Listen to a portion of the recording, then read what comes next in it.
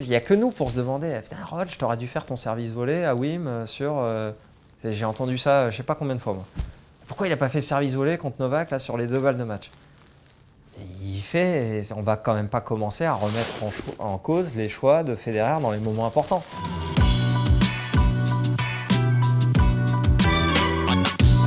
Bon Gilles, comment ça va? Tu viens de finir ta préparation hivernale? Ouais. Ça s'est bien passé? Tout va bien, jamais été aussi en forme. Tu t'es entraîné avec qui? Je me suis entraîné avec beaucoup de gens, beaucoup de jeunes du CNE. J'ai fait ma préparation ici, j'ai fait une préparation un peu différente des autres années. J'ai essayé de remettre l'accent beaucoup sur le physique et le déplacement. Parce que je perds un peu en mobilité, tu vois. À cause de... À cause de ma jeunesse.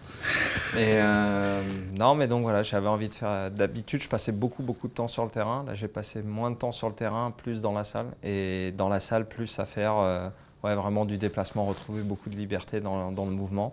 Parce que j'ai l'impression que c'est ce qui manque sur le terrain. Et dans ton livre, tu as publié un livre qui s'appelle « Ce sport qui rend fou ouais. aux éditions Flammarion. T'es d'accord que ça rend fou ou pas? Ah, je suis la première d'accord avec beaucoup de choses que tu as dites dans ce livre, ça rend complètement fou. Mais on l'aime aussi, c'est un amour fou aussi. Hein. Ouais. Tu parlais de ton rapport à l'entraînement physique justement, où tu disais que tu avais besoin que ce soit ludique. Ouais, donc tu l'as toujours ce rapport, t'as fait comment cet hiver si t'as mis l'accent sur le physique? Bah déjà quand tu fais des séances de vitesse, ça allait un peu avec, c'est toujours un peu plus ludique que de simplement aller courir dans le bois pendant des heures, ou la muscu, où c'est un peu plus rébarbatif aussi. Là c'est un peu plus de jeu, de réaction, etc. Donc c'est sympa. Et c'est quoi ton moteur au tennis aujourd'hui? Est-ce que tu cours encore après quelque chose? Toujours pareil, je voudrais me sentir le mieux possible sur le terrain. Je continue de chercher ce truc-là. En plus, je suis obligé avec l'âge parce que quand j'ai gagné beaucoup de matchs où j'étais paralysé dès le début, mais comme physiquement j'étais vraiment une machine, bah, je pouvais dépenser 2 fois plus d'énergie que nécessaire et quand même tenir le match. Là, si je dépense 2 fois plus d'énergie que nécessaire, au bout d'un set, bah déjà soit il y a la blessure, soit je tiens plus. Et puis les mecs sont très forts maintenant, donc j'essaye d'être le plus détendu possible, le plus longtemps possible. Alors que quand j'étais plus jeune, bah, je pouvais souffrir et gagner quand même au bout. Et il y en a beaucoup qui disent bah, c'est la victoire qui justifie la souffrance. Et ça, c'est un état d'esprit qui correspond à certaines personnes, mais finalement pas moi. Tu me donnais la stat tout à l'heure d'avoir battu au moins un top 10 chaque année. Si tu devais en choisir un pour cette année minimum, tu prendrais qui? Peut-être un des jeunes où que j'ai joué, mais que j'ai... Parce qu'en fait, avant, ce qui me plaisait surtout, c'est que d'avoir battu quasiment tous les joueurs du top 10. Tous les meilleurs, je les avais battus une fois. Un Zverev, tu vois, j'ai perdu genre 2 fois avec balle de match et tout. J'ai un Zverev. Voilà, Zverev, très bien. Dani, j'ai battu Dani l'année dernière. Tsitsipas, j'ai jamais joué. Mais ouais, Zverev. Et bon, maintenant, tu as sorti ton livre. Ça te fait quoi? J'étais assez serein sur les joueurs, ceux qui jouent. Tu vois, ou comme toi, parce que je sais que... Chaque exemple en fait, que j'ai pris dans mon livre, c'est des trucs forcément que j'ai ressentis, mais c'est des trucs dont j'ai parlé avec d'autres joueurs et j'ai au moins à chaque fois 3 ou 4 joueurs qui l'ont ressenti. Donc forcément, chaque joueur n'a pas ressenti chaque situation que j'ai donnée dans le livre, mais il en a forcément rencontré certaines. Mais ceux des joueurs qui me disent « bah ouais, putain, j'ai tellement ressenti ça » ou qui disent j'aurais tellement aimé que ton livre traîne sur 2-3 bureaux, soit de la fédération, soit du truc », j'ai envie de leur dire oui, parce je sais qu'on est tous passés par là. Et je sais qu'en fait, on s'est tous fait un grand jeu de dupes à se dire non, moi, je n'ai pas peur. Non, mais moi, ça va. Et finalement, même au niveau médiatique, les mecs, ils l'ont plutôt bien pris. Alors que dans le livre, tu vois, je leur dis, c'est quand même aussi en grande partie à cause de vous. Parce que qui entretient ça tout le temps, bah, c'est vous. Tu décris un peu le mythe Federer comme un idéal auquel on pousse les jeunes français à essayer d'atteindre, etc., et que c'est pas forcément productif. Est-ce que tu penses que c'est pareil dans tous les pays? C'était un plan de jeu qui était qui était en tout cas avec lequel j'ai grandi. Donc tu vois, aujourd'hui peut-être que les mecs en ont un autre, mais c'est un plan de jeu avec lequel j'ai grandi parce que ça collait à cette idée de je prends mon destin en main, c'est moi qui crée du jeu, c'est moi qui... Bon bref, donc c'était la classe à tous les niveaux. Et c'était là avant lui. C'est toujours très important de le rappeler, que c'était là avant lui. Lui, il vient valider un truc qui avait déjà été pensé, et il montre que du coup, c'est possible. Et donc, c'est à cause de ça, quand je dis qu'il nous fait perdre 20 ans, c'est que du coup, le cadre n'est pas remis en cause. Puisque lui, tous les jours, à coup de grand chelem, l'a validé. Donc quand tu disais, mais moi je ne me sens pas capable de faire ça, oui mais regarde, Federer, il gagne les grands chelems comme ça, c'est le plus grand joueur de tous les temps, etc. Donc la réponse elle est toute faite si tu veux, si toi tu essayes de sortir du truc. C'est pour ça que j'ai voulu l'écrire dans un livre. Ce que j'ai voulu dire c'est, moi je vous encourage juste à être... mais je suis tout seul, tu vois, je vous encourage juste à faire ce que vous sentez bien. Il n'y a pas de mauvaise manière de jouer. Si le point important, tu te sens de gagner en attaquant en 2 coups, joue-le en 2 coups. Si c'est en 5, c'est en 5. Si c'est en 10 ou en 20, c'est en 20. Moi, j'ai vu Federer gagner en 2, Rafael gagner plutôt en 5 ou 6, comme Novak, Murray gagner plutôt en 15 ou 20. Je n'ai pas l'impression qu'il y en ait une qui soit forcément meilleure que l'autre. Je dis juste que il faut que dans un moment important, effectivement, tu fasses quelque chose avec conviction. Effectivement, il faut que tu fasses quelque chose avec détermination. Et que la détermination artificielle, comme on va l'appeler, le fameux « ouais, là, je vais être capable », non, elle ne marchera pas celle-là. En fait, moi, c'est ça le postulat de départ, c'est que ton jeu à toi, c'est pas ton jeu que tu joues quand tout va bien. Ton jeu à toi, c'est ton jeu que tu joues quand tout va mal. Ça, c'est ce que tu es, c'est ce qui va tenir. Et à partir de là, tu construis. Et donc... le problème, c'est que si tu dis mon jeu, c'est quand tout va bien, tu vas forcément tomber dans des moments importants en se disant ah bah ouais, mais là, t'es pas monté au filet, oui, mais là, t'as pas fait le service de lait, mais oui, là, t'as pas créé du jeu, là, t'es pas parti long ligne alors que tu sais le faire. Oui, tu sais le faire, mais pas là. Toujours pareil. Ça devient très compliqué, tout simplement, quand tu es à 3-3, 30-40, tu fais une double. Et tu as envie de dire, bah ouais, c'est normal. Enfin, tu vois, c'est normal. Je veux dire, quand tu as eu peur, c'est normal. Tu as eu peur, j'ai eu peur, tous ceux qui ont joué ont eu peur. Quand on regarde un match et qu'on regarde un tie-break et qu'on voit 2 joueurs à 6 partout dans le tie-break et qu'il y en a un qui fait deuxième balle, la première chose que tu dis, c'est « Ah, vas-y, fais voir la deuxième ». Et pourquoi tu te le dis? Parce que c'est normal. Parce que tu sais que quand tu es à sa place, tu y penses à la double aussi ou au truc. C'est des points importants et c'est pas évident de lâcher la grosse deuxième qui va bien. Voilà. Et en fait, tout simplement d'accepter déjà que c'est normal. C'est déjà un travail. Non, mais déjà, c'est un truc qu'on ne fait pas. Parce qu'avant de travailler, il faut déjà accepter que c'est normal, que ça risque de se produire. Alors, pas forcément à chaque fois, parce que ça t'est aussi arrivé à 6 partout de te sentir finalement pas si mal, de faire une bonne deuxième, etc. Mais de savoir que c'est normal que ça peut arriver à ce moment-là, parce que toi-même, quand tu es spectateur et que donc pour toi, spectatrice, quand tu regardes, tu te dis, oh là, la deuxième, là, j'aurais pas envie de la servir, tu vois, à sa place. Est-ce que c'est vraiment du travail mental ou est-ce que c'est est-ce que c'est ton service que tu ne dois pas tout simplement améliorer aussi pour monter ton niveau de confiance? Parce que c'est ça finalement, c'est ton stress face à ta confiance dans tes coups. Et ça, c'est très personnel, tu vois, comme réponse. Mais je pense que tant que tu n'as pas accepté déjà que ces situations-là sont normales, et moi c'est pour ça que je dis que je le travaille trop tard et que ça m'a énervé de travailler trop tard, parce que les trucs dont j'ai peur aujourd'hui, j'avais peur de ces trucs-là il y a 5 ans, j'avais peur de ces trucs-là il y a 10 ans, et j'avais peur de ces trucs-là il y a 20 ans. Mais est-ce que tu as autant peur aujourd'hui maintenant que tu l'as identifié? Ouais, j'ai la même peur, simplement je réagis différemment parce que je reconnais la situation, donc tu progresses. Et c'est pour ça que mentalement, même tu la laisses t'atteindre moins longtemps, on va dire que c'est en ça qu'il y a un progrès. Disons que j'ai longtemps espéré que ça passe. Et donc, je pense que tu vas te reconnaître là-dedans, c'est que tu espères que ça passe parce qu'on t'a quasiment dit que c'était pas normal que tu le ressentes. Mais voilà, il y a cette espèce de mythe un peu du mec qui arriverait, qui a peur de rien, qui est convaincu, déterminé, etc. Et ça va suffire pour la mettre. Et toi, tu grandis en te disant « Putain, ça suffit pas toujours, t'oses pas trop le formuler, t'oses pas trop le verbaliser, parce que tu vois, tu sens bien que si tu dis « Non, non, mais moi je sens que j'ai tellement peur que je peux pas », le mec va te dire « Arrête tout de suite ». Il va te dire « Arrête tout de suite ». Tu vois, en gros, t'es pas fait pour ça, arrête tout de suite. Et puis finalement, et c'est là où c'est dur, c'est que moi, comme tout le monde, j'ai grandi avec ce truc-là. Et j'ai eu la chance de quand même monter à très haut niveau, puisque à un moment, quand tu montes dans les 10 meilleurs joueurs du monde, que tu bats le numéro 1, que ce soit Roger ou Rafa, d'un côté, tu continues de te sentir faible par rapport à cette image-là qu'on t'a donnée. Puis d'un autre côté, à un moment, tu te dis, putain, je fais quand même pas de la merde sur le terrain non plus. Tu vois, je suis 10e, je suis dans les 10 meilleurs joueurs du monde, je suis en demi du Master, j'ai battu les meilleurs joueurs du monde. Donc d'un côté, tu te sens un peu fort, parce que tu te dis, je bats quand même des mecs très forts. Et d'un autre côté, tu te sens toujours faible par rapport à cet idéal qui est toujours là, un peu inconscient, auquel tu te dis, tu penses que les meilleurs joueurs du monde l'ont cet idéal aussi? Parce qu'ils ne le ressentent pas, puisqu'ils tu dis qu'ils ressentent un peu comme tout le monde. Aujourd'hui, je suis persuadé que le chemin est le même, c'est-à-dire qu'ils ont eu peur de différentes choses, ils ont chacun leur peur, mais par contre, ils ont la réponse, ils ont travaillé ces réponses-là beaucoup plus tôt. Est-ce que toi, tu t'es senti dévalorisé avec un tennis qui n'était pas exactement comme ça? Oui, ça c'est sûr, oui.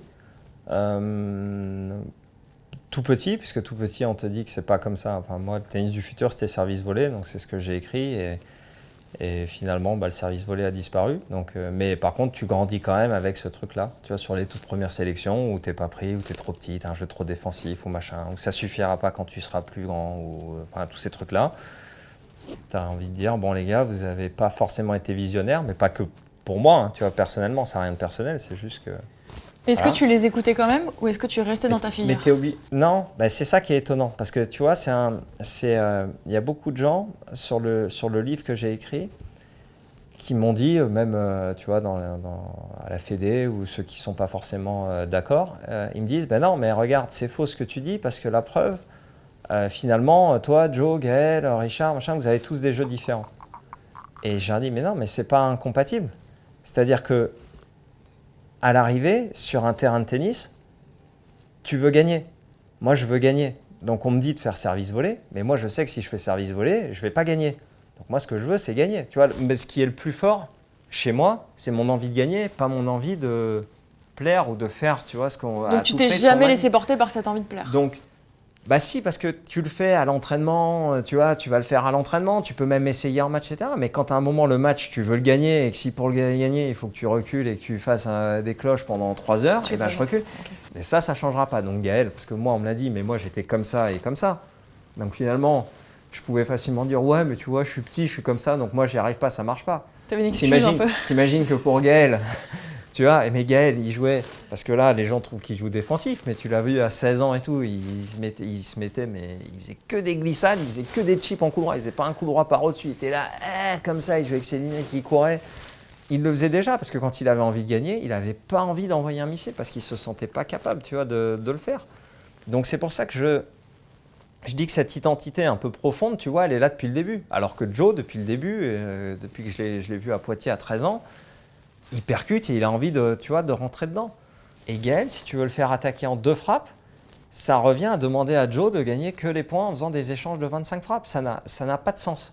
Sauf que pour nous, comme on a dit, mais non, mais le tennis, c'est 2 frappes, et ça sera 2 frappes. Alors, service volé, et puis bon, ok, sinon service coup droit. Et que Gaël, il peut servir à 220 et qu'il peut frapper un coup droit à 240, même s'il faut derrière. On se dit, vas-y, fais ça. Ouais, mais il ne le sent pas. Il ne le sent pas, il ne le sentira jamais. Enfin, il le sentira quand il est en confiance, tu vois, quand tout va bien, quand ça déroule, et là, il l'envoie et tout le monde dit pourquoi il ne fait pas ça à chaque fois? Parce que quand il aura peur, ce qu'il aura sur lui, c'est je recule et je suis indébordable. Et ça ne changera jamais. Il l'a depuis qu'il a 10 ans, enfin, depuis qu'il est sur un terrain de tennis, et ce truc-là ne changera pas. Et c'est là où je dis que ça doit être, les formateurs doivent comprendre ça. Tu dois toujours garder en tête que dans un moment important, ce qu'il fera, c'est là où il se sent fort, là où il se sent solide. Tu vois, Andy Murray te fait un échange de 40 frappes et ça va. Rafael peut te faire un échange de 40 frappes et ça marche. Roach, ça sera 2. Et c'est plus tard que j'ai identifié du coup ce truc-là. C'est-à-dire que oui, ça veut dire que ça tient à un niveau, ça ne tient pas à un autre. Ça tient à un niveau de stress, ça ne tient pas à un autre niveau de stress. Je me revois forcément gagner mes meilleurs matchs en jouant complètement libéré. Quand j'ai battu un Rafa à la fin, je n'étais pas en train de pousser la balle dans le terrain.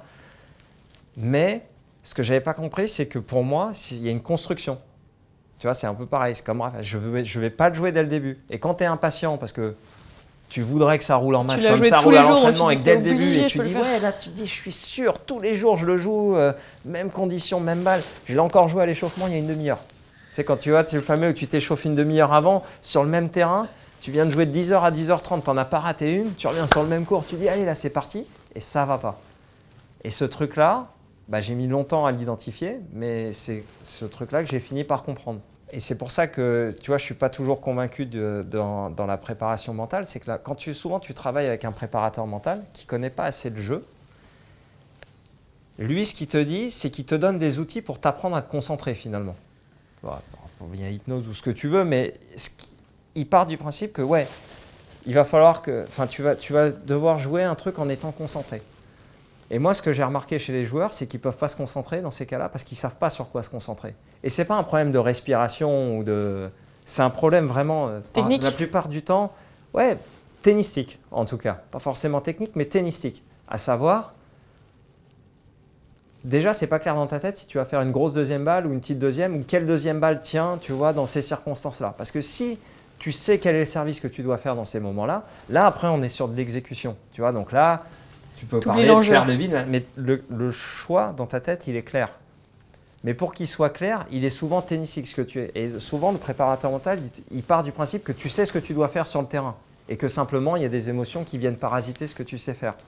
Or, j'ai remarqué que la plupart du temps, tu ne sais pas ce que tu dois faire sur le terrain. Et c'est pour ça que comme tu ne sais pas, bah, d'un coup, il y a 15 000 idées qui t'arrivent tu vois, en tête et que c'est impossible de se concentrer vraiment sur quelque chose.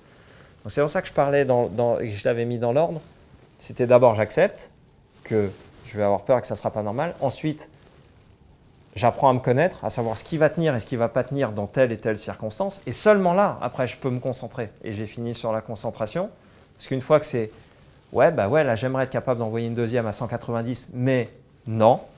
Ouais, mais c'est pas moi. N'est pas moi. Alors que si, tu vois, toi, tu te dis quoi maintenant quand tu as cette deuxième balle à faire à 6 partout? Bah, je sais quel service tient chez moi. Okay. Tu fais toujours le même. Donc bah, tu t'es mis un service type pour à chaque fois que c'est un peu chaud, que tu as le droit en fonction de mon état. Et tu vois, si je sais que si c'est un service qui devient trop prévisible ou voilà, eh ben, je vais essayer de varier ceux d'avant pour que mon adversaire ne sache pas que c'est celui-là qui va venir. Parce que c'est sûr que si tu fais toujours le même, enfin très souvent le même, et encore plus le même à ce moment-là, pour moi, la réflexion qu'on a sur notre jeu, c'est pour ça que chez nous, elle est fausse, c'est que nous, elle part du principe que tout va bien. Qu'on est déterminé, qu'on est convaincu, qu'on est machin, et que c'est ça notre jeu, et que c'est ça le jeu qu'on joue 90% du temps, et qu'il va falloir gérer ces moments de stress qu'on a, tu vois, début de match, fin de set, etc. Et qu'en faisant de la préparation mentale, en se relâchant, en essayant de virer le stress, eh ben, on va virer le stress, donc on va continuer de jouer le jeu qu'on aime jouer.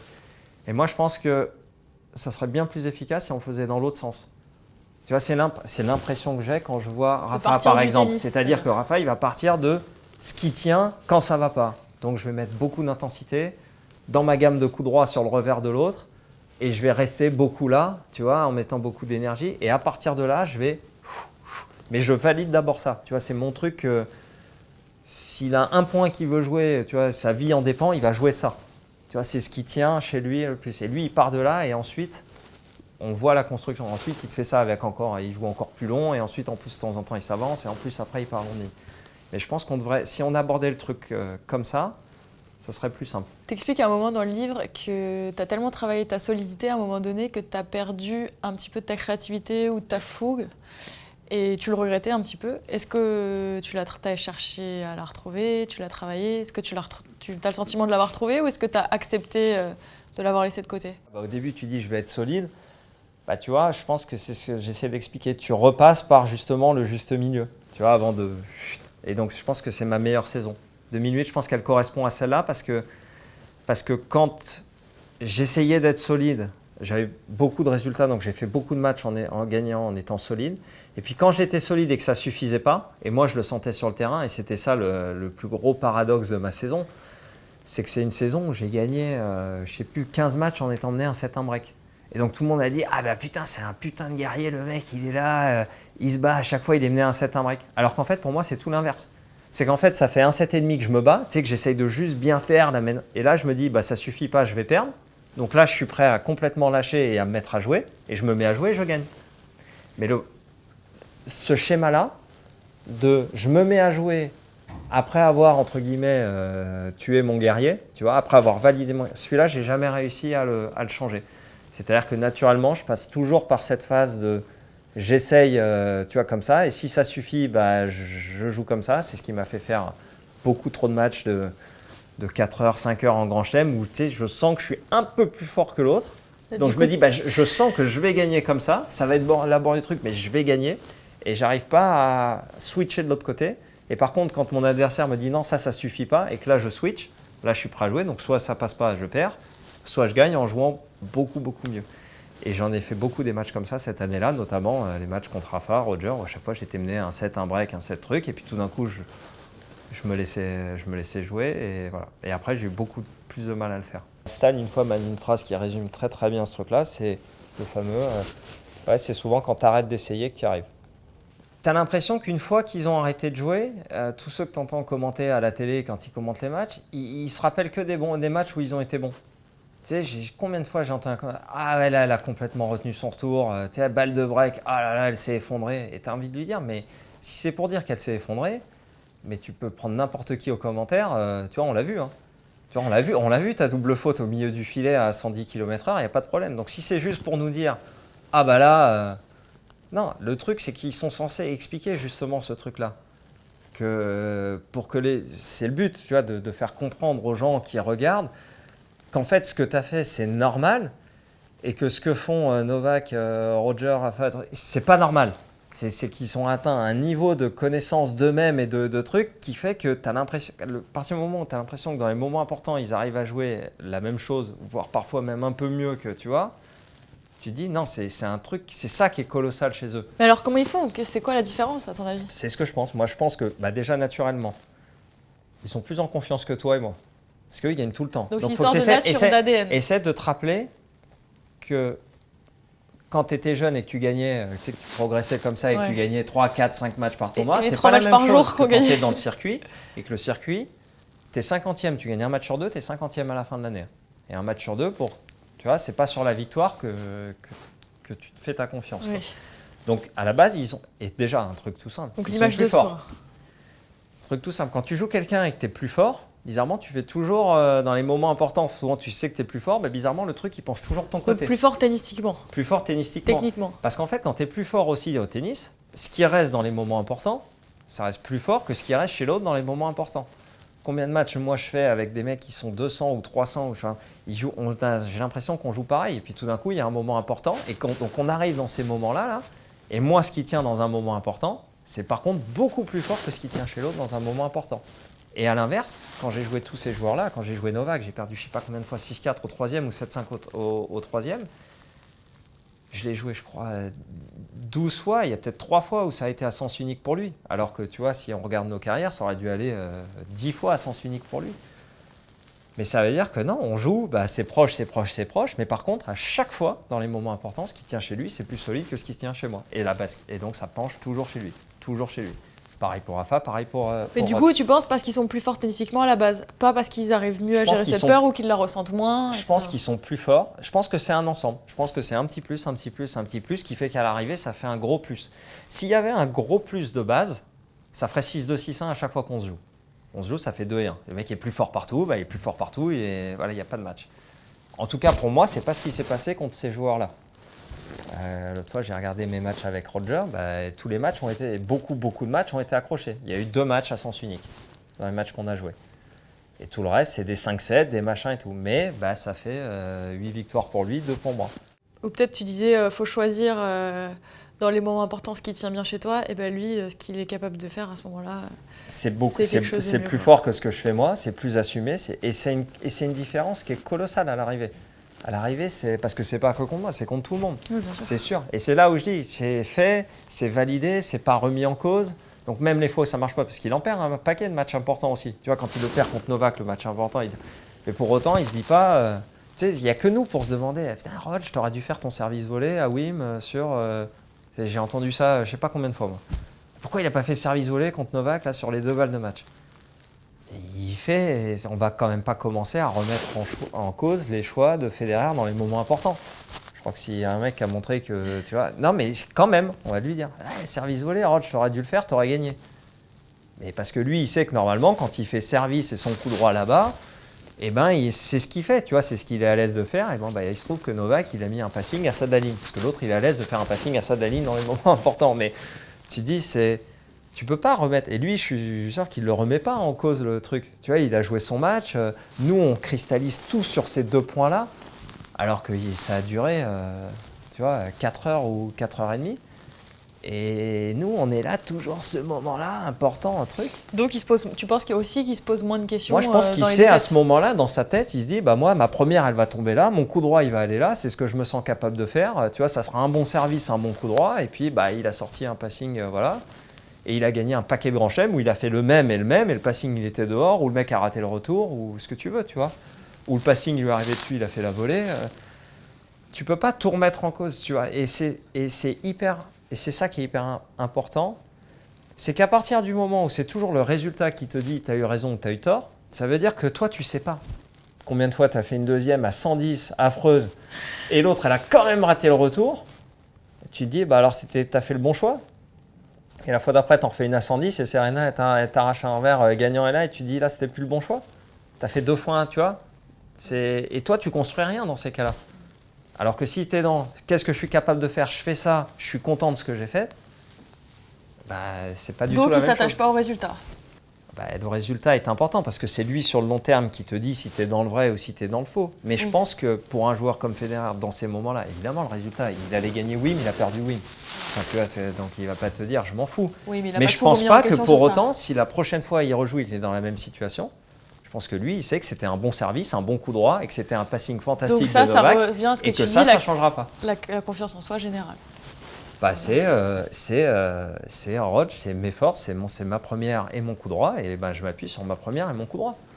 Tu vois, il a gagné tout ce qu'il a gagné dans sa carrière avec ces trucs-là. Donc, on s'est tous beaucoup plus posé la question pour lui que lui. Tant mieux.